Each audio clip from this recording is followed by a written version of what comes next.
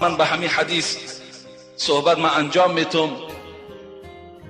من نام سکران کان عروسا للشیاطین.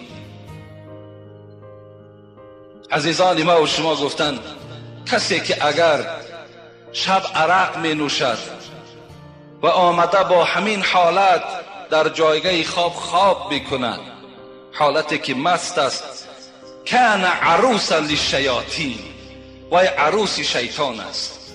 چگونه که مرد با زنش معامله میکند تا روز شیطان ها هجوم بالای این عرق نوش، هجوم بالای این مرد مست میکنند تا روز و یا بچه بازی میکنند، اونها راحت میکرده. بینید آدم مست الله که در همون جمله همون مردم ایتالیایی که یک گروه بچه ها هست استفاده شون میبرند، انا در همون گروه ها مردم عرق نوش قرار داشته است. کسی اگر مست خواب میکند تا روز عروس شیطان بوده است، شیطان استفادهش میبرد. ننگ باد، باور کن شرم باد که این قدر این منزلتی که خدا انسان داده است. لقد خلقنا الانسان فی احسن تقویم. خدا میگوید این قدر مخلوقای زیاد دارم، لیکن از آدم در دیده مخلوق بهتر ندارم، زیباتر ندارم.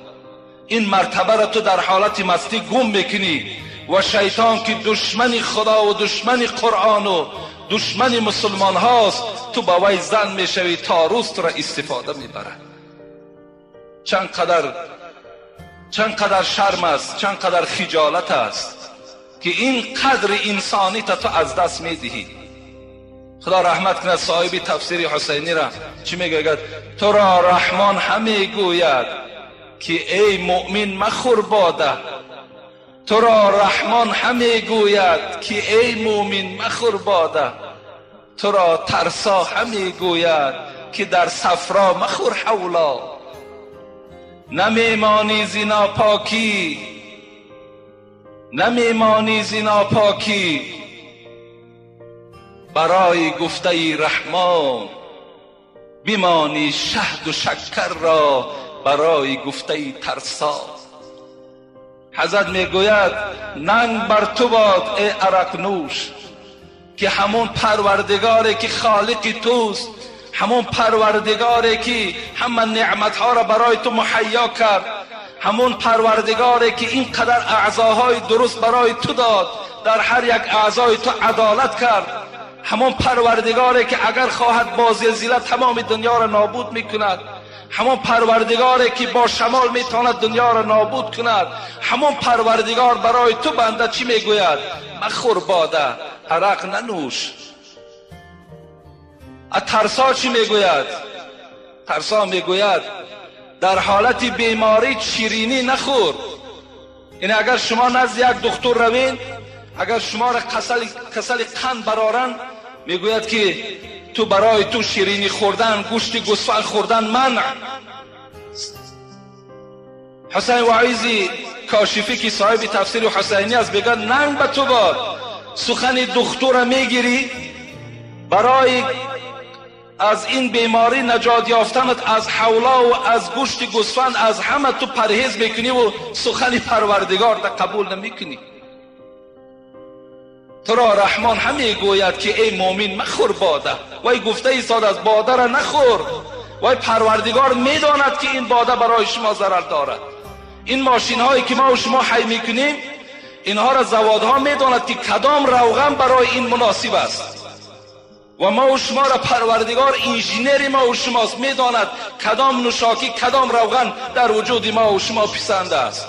وای میداند. از این خاطر ما را من کرده ایستاد است که نخور، این زهر قتال است، این تو را شرمنده میکند، وجودی تو را درمند میکند. این برای تو شفا نیست، برای تو دوا نیست. نمیمانی زنا پاکی برای گفته رحمان. این نامرد میگوید ای انسانی که تو نام مسلمانی و مؤمنی است، برای گفته رحمانت از عرق خوردن باز نمیستی، بیمانی شهد و شکر را برای گفته ترسا. برای یک دختری که از ترسان یا اینکه حقیقت گفت برای گفته او همه حلال کرده های پروردگارت ترک کردی و برای پروردگارت امر کرد که باده را نخور، خورده ایستاده ای. شرمنده. و آخر دعوانا ان الحمد لله رب العالمین. انشاءالله من این موضوع را انجام ندادم، خدا خواسته باشد جمعه های آینده باز آن آیت ها و آن احادیث هایی که در این باب هست باز به سمع شما می رسانم. یک مسئولیتی هست در ذمه ما، من به همه شما می رسانم و این حواله بر ایمانداری و مسلمانداری شما میکنم. اگر کردید خوش به حالتان، نکردید زود است که شما این دنیا را ترک میکنید. این دنیا برای شما ابدی نیست و این تنی صحت تانم و این حالتهای خوب تانم، دولتداری تانم، اینا هیچگاه پیش راهی مرگ نمیگیرند.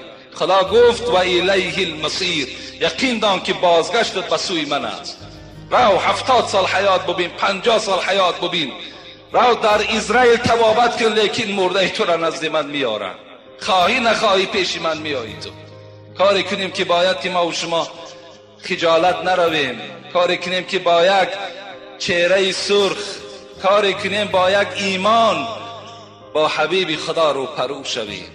پیغمبر خدا گفتند من شفاعت میکنم کسی را که در دنیا سخن مرا رد کرده باشد. خدای مهربان عاقبت همه ما بندگانت را به خیر بگردان و این زهر قتالی که یکی از حرام کرده های تو در روی زمین است، خدایا برای ما چنان قوت، چنان توفیق نصیب بگردان که چه از خوردن، چه از نوشیدن، چه از فروختن، چه از یاردم کردن، خدای مهربان ما باز ایستیم و پروردگارا چنان توفیق برای ما نصیب بگردان که بهترین نعمت که ایمان است، این ایمان را گرفته وارد قبر و وارد روز قیامت گردیم. و خدایا این جمهوری ما را آباد بگردان، یک دلی و یک دیگر فهمی را حکمران این جامعه ما بگردان. ربنا فاغفر لنا ذنوبنا وكفر عنا سيئاتنا وتوفنا مع الابرار برحمتك يا ارحم الراحمين.